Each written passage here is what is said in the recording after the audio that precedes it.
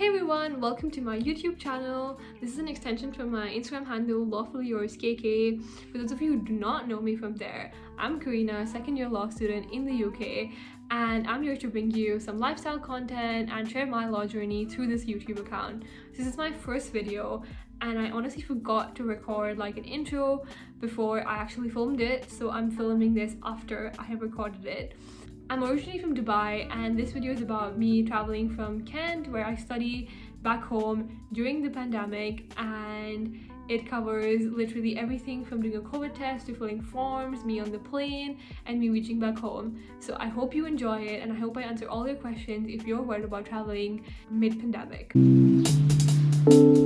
So I've just had a realization that I have to book my coronavirus test for flying to Dubai on Saturday. I feel like there's like a lot more that you need to do now before you travel.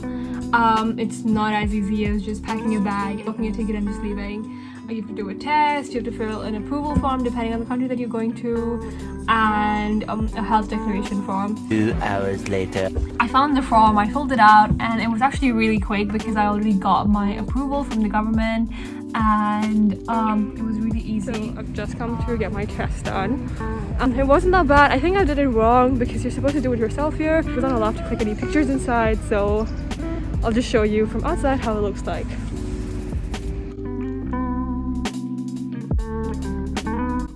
Hey everyone, it's 9 a.m. right now. Actually, it's not 9 a.m., it's 8:30. I'm just gonna go quickly grab something to eat. I have a long day ahead of me.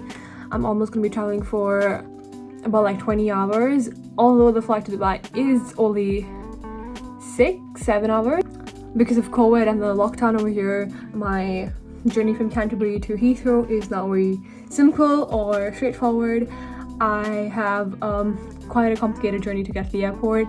Hopefully I'll be there in time. Not looking forward to the weather right now because it's really foggy outside. I hope my flight is not delayed. So I took the bus from Kent to Victoria Station, where it was really crowded and really awkward to record anything, so I'll talk about it towards the end.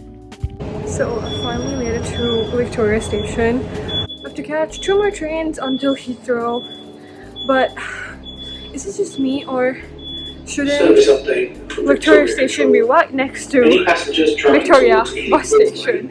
It will just make some of things much more easier.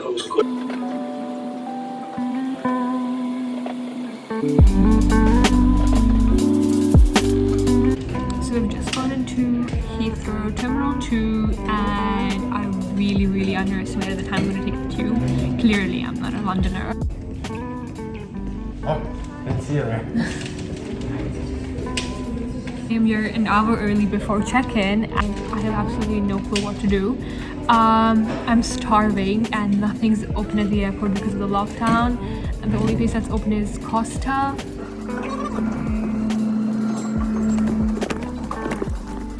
Hi, sisters! So I'm finally on the flight, and I feel like it's been forever since I've left my room in Canterbury. It's I think 5:30 right now, and it doesn't seem like it. I mean, the sun's already set. It's just so dark outside. I think we're ready to take off in about 20 to 30 minutes from now. I feel like in terms of COVID, a lot of things have been changed at the London airport. Like compared to me flying from Dubai to London and me flying back from London to Dubai now.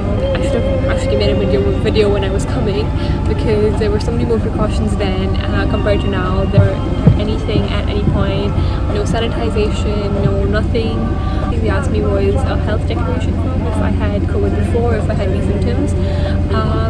For those of you who do know me, I have had COVID before, so I'm not a very scared or paranoid flyer today. I think the only thing that had changed was the inconvenience that everything in the airport was shut, and then so there's actually one more change that I realized. Like a 777, I believe, and the capacity for this is about 350 to 300 people. Correct me if I'm wrong. I'm not really sure about that, but there's only like about 60 people on my flight. It's completely empty. I have like the whole row to myself, which was like insane.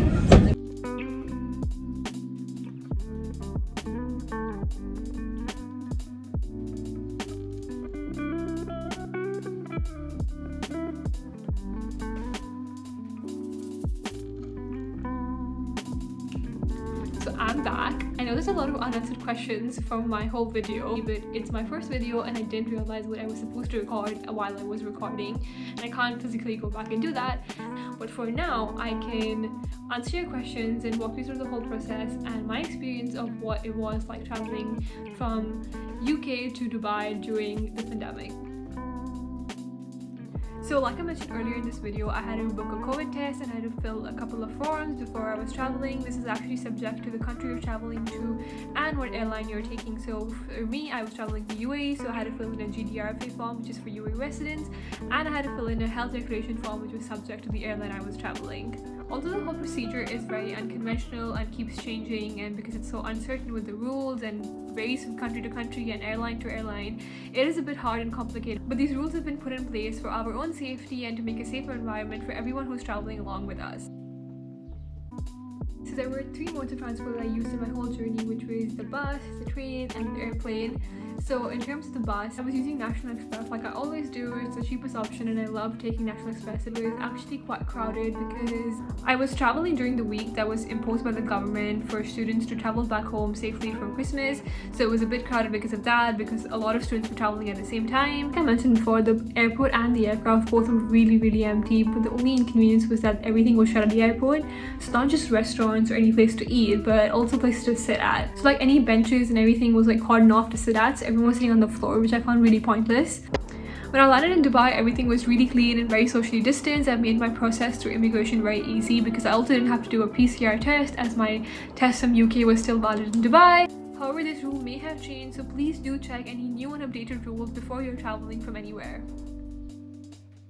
Personally, when I was traveling, I felt like it was a bit more safer than now or before that because there were less cases then, and additionally there were very few people traveling at that time, so that automatically made it more socially distant and a bit more safe because there were not a lot of people around me. So finally, I would like to end on the note that it's definitely up to you and how you feel about it, because I personally felt safe and it could differ from person to person. If you did, please like, share, comment and subscribe, and click on the bell icon to get a notification every Friday for a new video. Signing off, KK.